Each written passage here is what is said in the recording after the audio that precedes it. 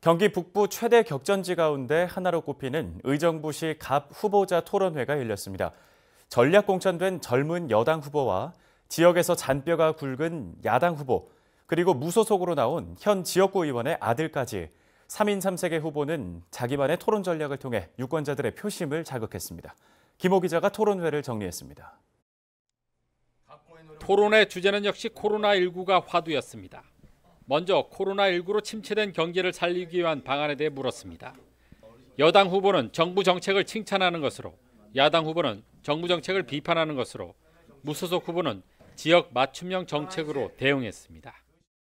저소득층, 취약계층, 근로자, 아동 양육 가정에 약 24조 원을, 소상공인, 자영업자, 중소기업, 대기업, 금융시장 안정화 지원 자금으로 약 157조 원을 지원하기로 했습니다.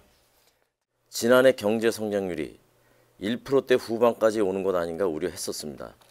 그 당시 정부가 뭐라고 했습니까? 기업들이 유동성 문제를 해소하지 못해 도산하는 사태가 일어날 경우 대한민국 경제의 근본이 흔들릴 수 있는 만큼 근본적인 대책이 필요합니다. 의정부에 더욱 맞는 맞춤형 대책이 필요하다고 생각합니다. 의정부 8대 상권을 리모델링해서 각기 특성에 맞는 지능 정책을 펼 수 있도록 소상공인 지능 인큐베이팅 시스템을 공약했고, 구도심 지역에 400대 규모의 주차장을 만들겠다고 공약한 바 있습니다. 앞으로 전염병 확산을 막기 위한 방안에 대해서도 여야 후보들의 입장차는 달랐습니다. 우선 감염병 전문 연구기관이 필요합니다. 이번 코로나 사태에서 가장 절실했던 것은 백신이었습니다. 감염병 연구기관을 설립하여 백신과 치료제 개발을 신속하게 주도하여 국민의 생명을 안전히 지켜야 합니다.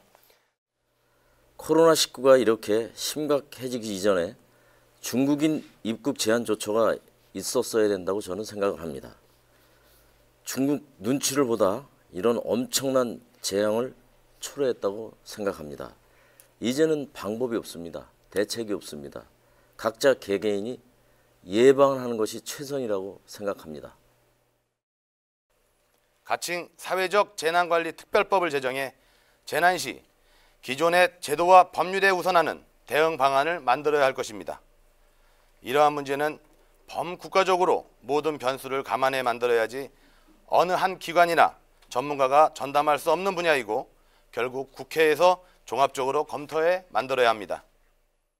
상대 후보 공약 검증에서도 날선 공방이 오고 갔습니다. 공공기관의 정보 공개에 관한 법률을 보면 이제 국가의 중대한 이익을 해칠 우려가 인정되는 정보에 대해서는 공개하지 않도록 하고 있습니다. 이에 대해서 어떻게 생각하는지.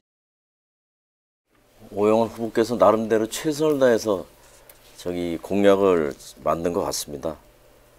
그 최선을 다한 공약에 대해서 존중하는 뜻으로 저는 질문 생략하겠습니다. 그 CRC 안에는 핵벙커가 있다는 걸 알고 계십니까? 핵벙커를 만들려면, 이걸 없애려면 철거 비용이 아주 천문학적인 숫자가 들어갈 텐데요. 거기에 대해서도 대비를 하셨는지 궁금합니다.